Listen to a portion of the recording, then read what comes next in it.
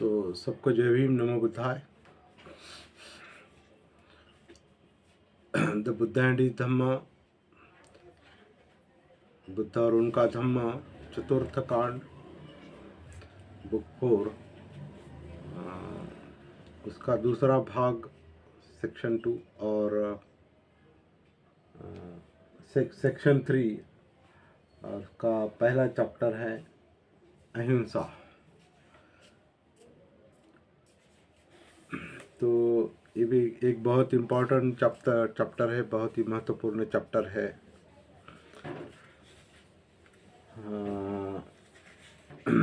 लेकिन कहीं कहीं हमेशा की तरह कुछ अनुवाद में कुछ गड़बड़ी है, लेकिन हर वक्त कोई करेक्शन करते बैठना कभी कभी ठीक नहीं लगता, और समय भी ज़्यादा जाता है और विषय भी इधर उधर भटक जाता है।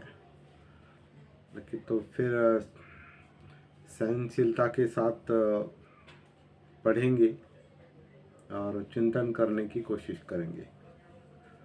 तो द डिफरेंट वेज, तो मेन चैप्टर जो है, how similarities in terminology conceal fundamental difference, शब्द साम्य की वजह से मूलभूत अर्थों में जो अर्थों के भेद छिप जाते हैं। तो इसके अंतर्गत अभी और एक शब्द है जो अहिंसा, different ways in which it was interpreted and followed. तो अहिंसा का अलग अलग तरीके से जो अर्थ किया गया है और किस तरह से उसे अपनाया गया है, फॉलो किया है व्यवहार में, इसके बारे में बाबा साहब पहले चैप्टर में बताते हैं। अहिंसा के, अहिंसा अथवा जीव हिंसा न करना, अहिंसा और नॉट किलिंग, नॉन किलिंग। अहिंसा अथवा जीव हिंसा न करना बुद्ध की शिक्षा का एक महत्वपूर्ण अंग है। इसका करुणा और मैत्री से अत्यंत निकट का संबंध है। फिर भी प्रश्न है कि क्या अपने व्यवहार में बुद्ध की अहिंसा सापेक्ष थी या निरपेक्ष थी? क्या यह एक शील मात्र थी या एक नियम थी? थोड़ा अनुवाद में प्रॉब्लम है। The question has however been raised whether his ahimsa was absolute in its obligation, एक एब्सोल्यूट मतलब एक अंतिम, एक बंधन की तरह थी क्या अहिंसा की शिक्षा एक बंधन की तरह थी क्या, अंतिम बंधन की तरह, या सापेक्ष थी? तो was it only a principle, एक तत्व था या नियम था? बंते जी ने उसका अनुवाद किया है। प्रश्न ये है कि व्यवहार में बुद्ध की अहिंसा सापेक्ष थी, तो सापेक्ष एब्सोल्यूट ऑब्लिगेशन का उन्होंने अनुवाद किया है। सापेक्ष थी या निरपेक्ष थी? रिलेटिव का अर्थ सापेक्ष किया है, और निरपेक्ष जो है उन्होंने एब्सोल्यूट ऑब्लिगेशन का अर्थ किया है। तो जो जानकार लोग हैं उन्हें देखना है कि क्या अर्थ हो सकता है। तो व्यवहार में बुद्ध की अहिंसा सापेक्ष थी या निरपेक्ष थी? क्या यह एक शील मात्र थी? तो शील, प्रिंसिपल का मतलब उन्होंने शील किया है। प्रिंसिपल का अर्थ तत्व है। क्या एक तत्व थी या एक केवल नियम थी अहिंसा? तो जो लोग बुद्ध के उपदेशों को मानते हैं उन्हें अहिंसा को एक निरपेक्ष बंधन के रूप में स्वीकार करने में कठिनाई होती है। उनका कहना है कि ऐसे अहिंसा से बुराई के लिए भलाई का बलिदान हो जाता है और दुर्गुण के लिए सद्गुण का बलिदान हो जाता है। इस प्रश्न को स्पष्ट करने की जरूरत है। यह अहिंसा का प्रश्न सर्वाधिक गड़बड़ी पैदा करने वाला है। बौद्ध देशों के लोगों ने अहिंसा को किस रूप में समझा है और किस प्रकार व्यवहार किया है, यह एक महत्वपूर्ण प्रश्न है जिसका विचार करना पड़ेगा। सिंहल भिक्षु मतलब श्रीलंका के सिंहल के भिक्षु स्वयं लड़े मतलब युद्ध किया और उन्होंने लोगों को विदेशी आक्रमणकारियों के विरुद्ध लड़ने के लिए कहा। दूसरी ओर बर्मा के भिक्षुओं ने विदेशी आक्रमणकारियों से लड़ने से इनकार किया और लोगों को भी न लड़ने के लिए कहा। बर्मा के लोग अंडा खा लेते हैं लेकिन मछली नहीं खाते। तो अहिंसा इस प्रकार समझी जाती है बौद्ध राष्ट्रों में और व्यवहार में लाई जाती है। कुछ समय पूर्व जर्मन बौद्ध समिति ने एक प्रस्ताव पास किया था कि वे 5 शीलों में से पहला शील जो है पानातिपाता वेरमणि मतलब जीव हिंसा से विरत रहने के इस प्रथम शील को छोड़कर पानातिपाता वेरमणि के शील को छोड़कर शेष 4 शीलों को ही स्वीकार करेंगे, ऐसे जर्मन बौद्ध समिति ने कहा था। तो अहिंसा के सिद्धांत को लेकर ऐसी स्थिति है। तो अलग अलग बौद्ध राष्ट्रों में अहिंसा का अलग अलग अर्थ लिया जाता है और अलग अलग तरीके से उसे व्यवहार में लाया जाता है। तो ये बात समझाने के बाद बताने के बाद बाबा साहब अगला मुद्दा समझाते हैं कि अहिंसा का अर्थ क्या है, अहिंसा का क्या मतलब है। बुद्ध ने कहीं भी अहिंसा की परिभाषा नहीं की है। ठीक बात तो यह है कि उन्होंने बहुत ही कम अवसरों पर निश्चित शब्दावली में इस विषय की चर्चा की है। इसलिए आवश्यक है कि परिस्थिति जन्य साक्षी से ही बुद्ध क्या चाहते थे इसका पता लगाया जा सकता है। पहली परिस्थिति जन्य साक्षी ये है कि यदि भिक्षा में मिले तो भगवान बुद्ध भगवान बुद्ध को मांस ग्रहण करने पर कोई आपत्ति नहीं थी। ऐसा ग्रंथों में देखने को मिलता है। यदि भिक्षु किसी प्रकार से भी किसी जानवर की हत्या से संबंधित नहीं है तो वह भिक्षा में प्राप्त मांस ग्रहण कर सकता था। बुद्ध ने देवदत्त के प्रस्ताव को अस्वीकार कर दिया था, जो चाहता था कि भिक्षा में दिए जाने पर भी भिक्षु मांसाहार ग्रहण ना करें।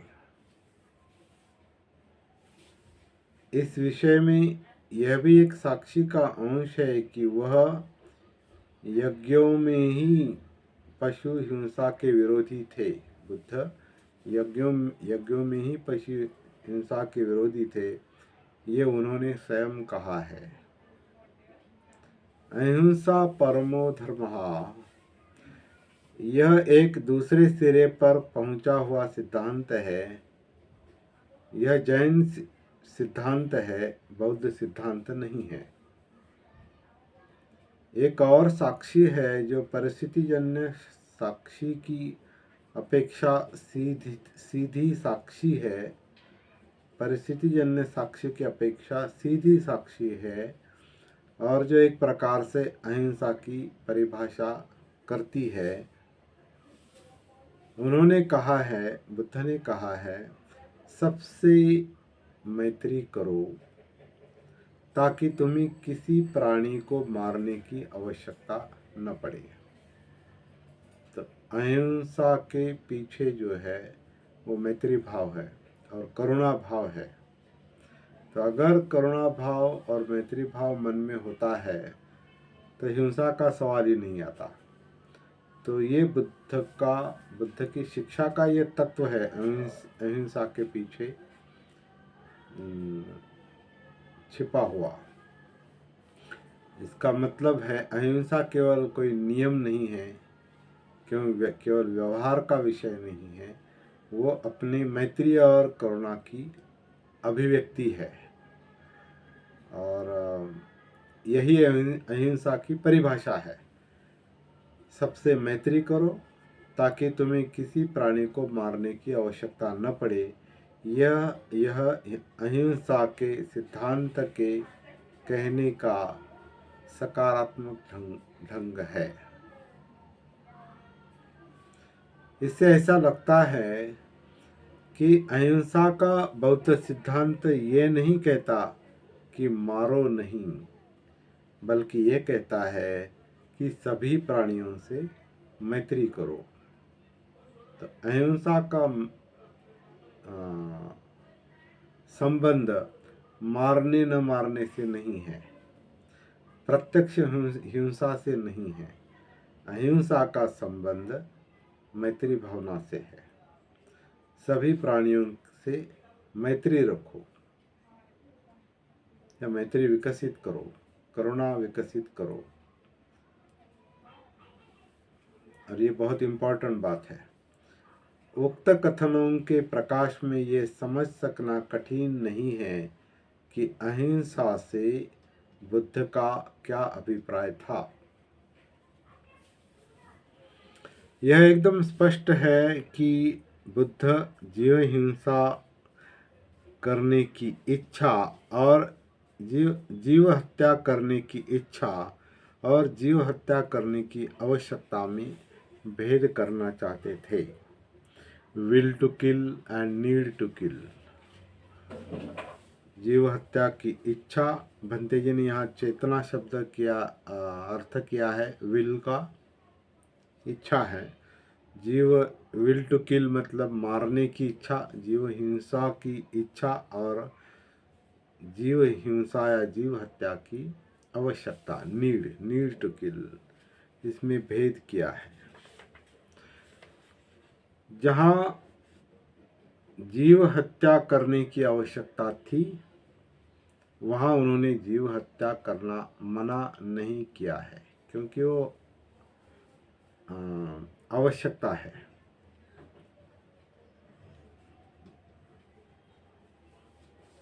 जैसे कि आज के हमारे इसमें, जैसे हम कोई सब्जी उबालते हैं या कोई एंटीबायोटिक इस्तेमाल करते हैं या घर में कोई मच्छर की कॉइल लगाते हैं या वो लिक्विड लगाते हैं, तो वो एक आवश्यकता है। या फर्श साफ करने के लिए हम वो क्या जो इस्तेमाल करते हैं लिक्विड, उससे भी फर्श के जंतु मरते हैं, तो ये आवश्यकता है। या कोई डोज जो लेते हैं, क्या कहते हैं उसे, जैसे अभी कोरोना के काल में हमने 2 इंजेक्शन लिए, तो वो एक तरह से कुछ जंतुओं का मारने का भी काम करते हैं। तो इस आवश्यकता ये अलग बात है। वहाँ इच्छा नहीं होती लेकिन आवश्यकता होती है। जहाँ जीव हिंसा करने की आवश्यकता थी वहाँ उन्होंने जीव हिंसा करना मना किया है। उन्होंने वैसी जीव हिंसा को मना किया जहाँ केवल जीव हिंसा की इच्छा है। यहाँ भंते जी ने चेतना का जीव हिंसा की इच्छा है।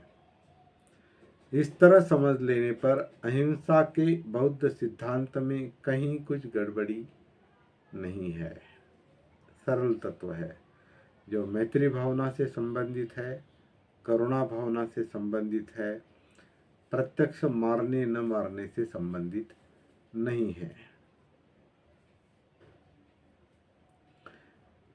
यह एक स्थिर नैतिक सिद्धांत है जिसका हर किसी को आदर करना चाहिए।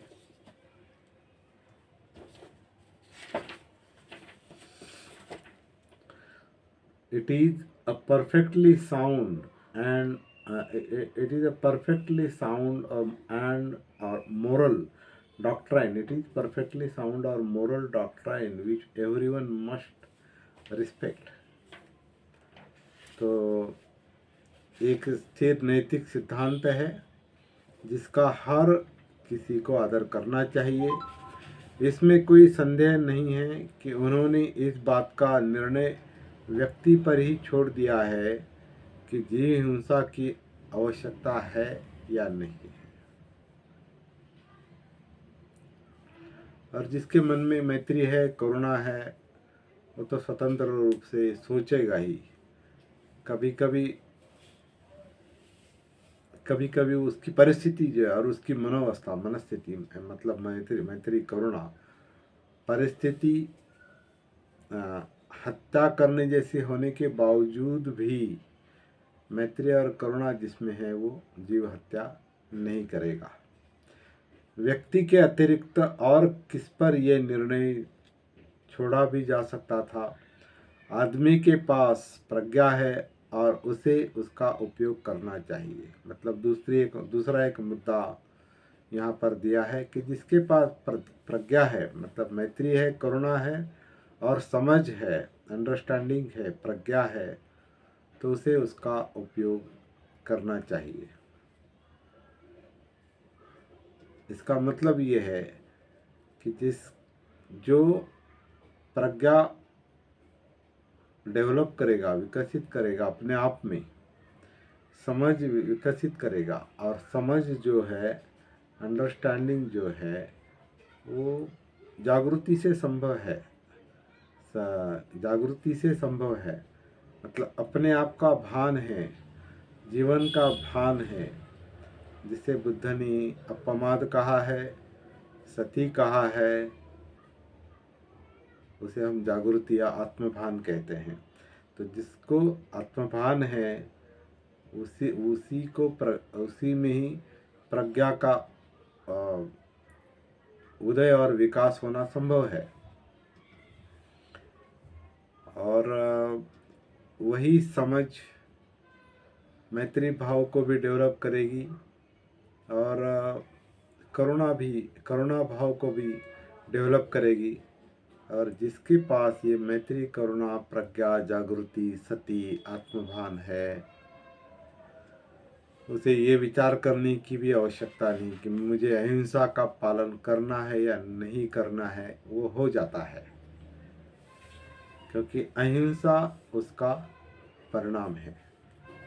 मैत्री, करुणा, प्रज्ञा, जागृति, सती, आत्मभान, इसका परिणाम अहिंसा है, वो अनायास पालन किया जाएगा। तो बहुत ही इम्पोर्टेंट बात यहाँ पर बाबा साहब ने बताई है। एक नैतिक आदमी पर यह भरोसा किया जा सकता है कि वह सही विभाजक रेखा खींच सकेगा।